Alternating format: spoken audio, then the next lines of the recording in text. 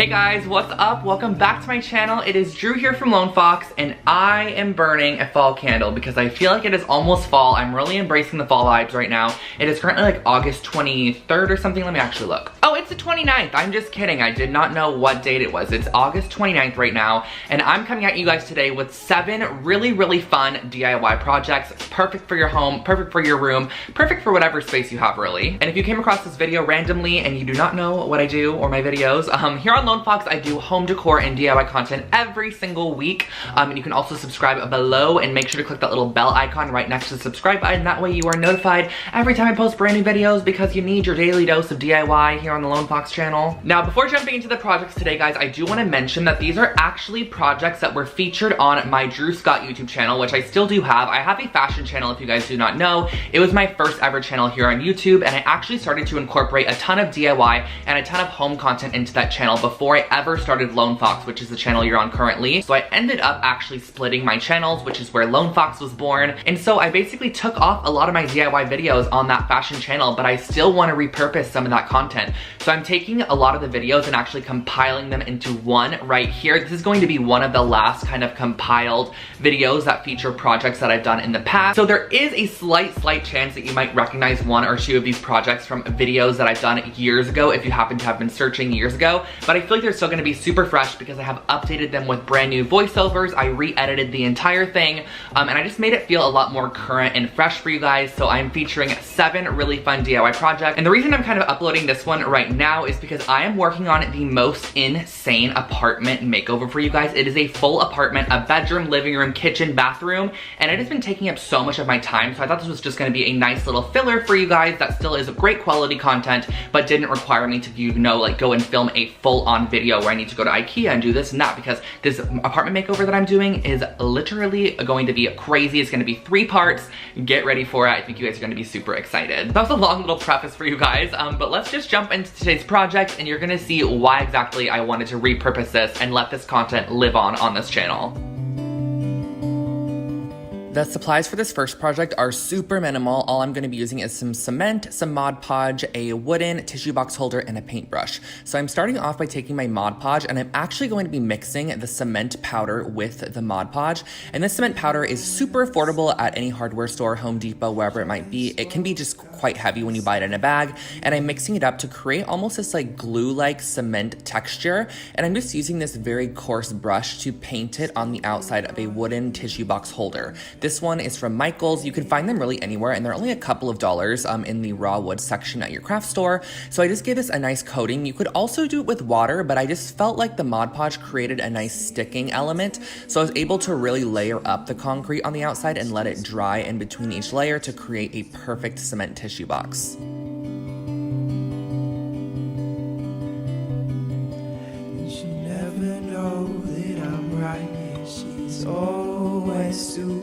Next up, we are just going to be using a bowl, some macrame cording, and a pair of scissors to create a macrame planter out of a bowl. This is a project that I featured on my channel before, but it's an oldie but a goodie, so I figured why not re-share it with you guys.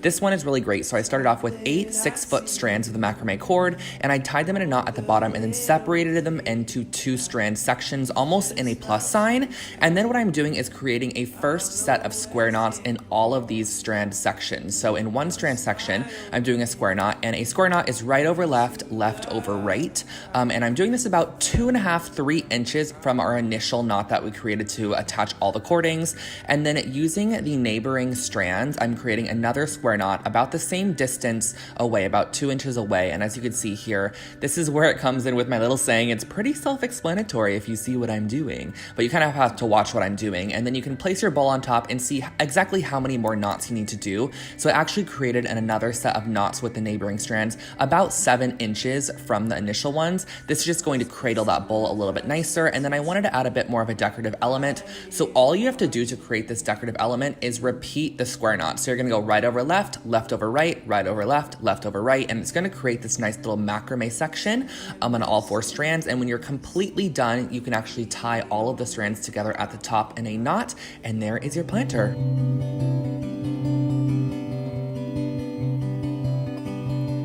This next project is a super cute way to display your Polaroids or pictures. I'm just using some clay, some gold leaf, and a paintbrush. So this is the Fimo Soft Clay, which is just a nice, soft, malleable clay to work with from the craft store. And I'm starting by taking about a quarter of the chunk of clay, and I'm just massaging it in my fingers. And I like to work with clay on top of wax paper or parchment paper just so it doesn't stick. And I'm kind of creating a pyramid shape, and I'm just shaping this with my fingers. You can actually use whatever you'd like. And I'm using a small piece of dental floss to actually create the incision down the middle of this piece, which is going to be the slot that you can insert your photo or whatever you want to put in there. I actually created another one as well with a slot on the side, so you can really just kind of get creative with where you want to put those or the shapes that you want to create. And next I used a small piece of black clay and I marbled in a bit of white. So all you have to do for this is just kind of marble in the section, and you're just going to do that by mixing around the clay, twisting it in circles. You're not going to want to over mix it because you can actually mix the colors completely together, but you're going to want to mix it to where you can really see that nice white marbling. And then again, use your dental floss to create the slit. You can also use a piece of thread, whatever you have handy, and then just bake your actual clay to the temperature on the packaging. Each clay is different, so just make sure to check what the temperature is. And once they are completely done baking, all you have to do is decorate them. For some of them, I just taped them off and added a bit of gold paint to the outside edges, and then I finished them off with a nice coat of glossy Mod Podge.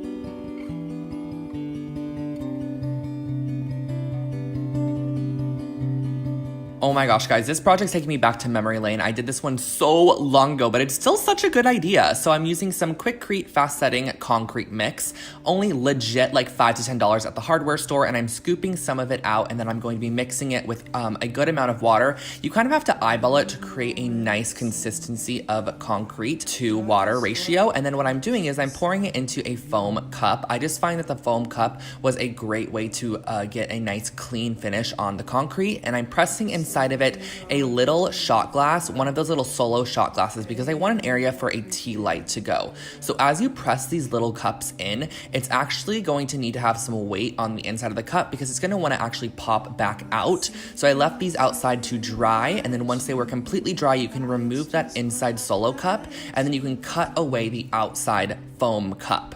And I just found this to be the easiest way to actually create these, and they legit look like they cost so much in the end, but they were actually super, super affordable and easy to create. I went in with a bit of sandpaper to sand down any rough or harsh edges, and then I also did do a little bit of painting. I used some painter's tape to create a nice little like silver chrome effect on these. I love the way they turned out, but you can also do this with a color. You can do it with a white or a cream to create kind of a farmhouse vibe, whatever you want to go for, but these are your finished off little tea light holders. You just love to do, and I'll always get caught up. Okay, now we're getting into a bit of woodworking, and typically I would leave this to Rachel Metz, but I guess 2.5 years ago, I decided I wanted to do it myself. I was feeling ambitious, and it's also so weird, you guys, to see myself without tattoos. Like, look at myself. I was a little pure innocent child, and now I am just...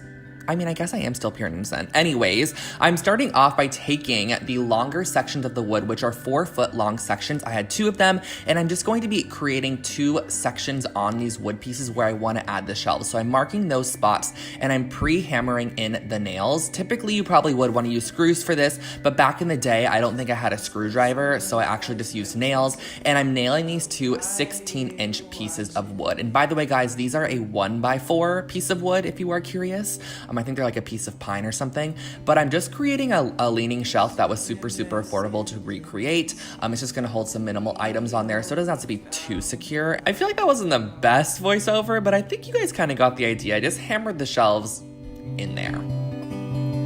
There's no place on earth I'd rather be than right here. Clearly, I loved concrete, but this project actually turned out amazing. I still own this to this day. So what I'm starting off with is I'm mixing up some concrete mix in a bucket, just same as we created those tea light holders earlier to create a nice consistency. And I'm actually pouring it into like a Quaker Oats container, or not even Quaker. I guess this is an off-brand oat container, but it worked perfectly. So what I'm doing is I'm putting inside this paper mache cone, which I got at Michael's. I'm not sure what it's meant for, but once it is completely dry, you can cut away this cardboard element, and you can really use anything to mold concrete as long as it is easily being able to be cut away. You don't want to use like a hard plastic or something because you're not going to be able to get it out. And once you're done, this is going to be creating a bottom heavy cement holder to display your jewelry on. Straight back to life. For this last project here, you are looking at a viral Pinterest project, you guys. This, if you search this on Pinterest, if you search minimal room decor, literally the photo of this project comes up absolutely everywhere. It's crazy and it's simple. So all I had to do was I got 3 different Dollar Tree little vases, and I cut off a little bit of hemp cording, wrapped it around the neck of the jar multiple times, and then also left a long tail, which I then created a loop for hanging. So this is kind of what it looks like. You just wrap it around the neck of the jar a couple of times to kind of give it a rustic look, tie off the excess, and then I liked to stagger the lengths of the actual string that's gonna hold this to the wall. So I did it to 3 different vases of different sizes, but you're gonna wanna make sure that your kind of glass vase has a lip on it, and then you can go ahead and stagger them on the wall as shown here. You can input your plants. I just used some faux ones for this project. Super, super cute. You can put them in there and change them out whenever you please, and that finishes off your little wall hanging. Just woke up to the sound of you.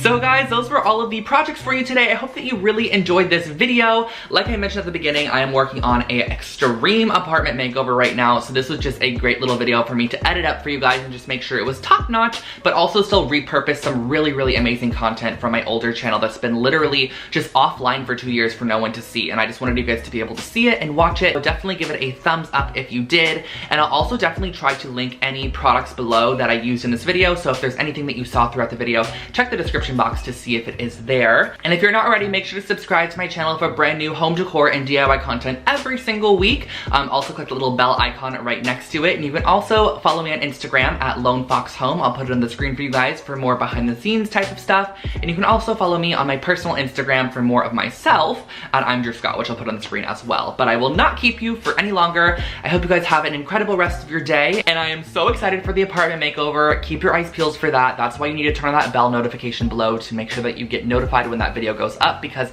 it is with a really insane guest and you guys are gonna be like shook when you see it. So I will catch you all in the next video. Have an amazing day. Bye guys.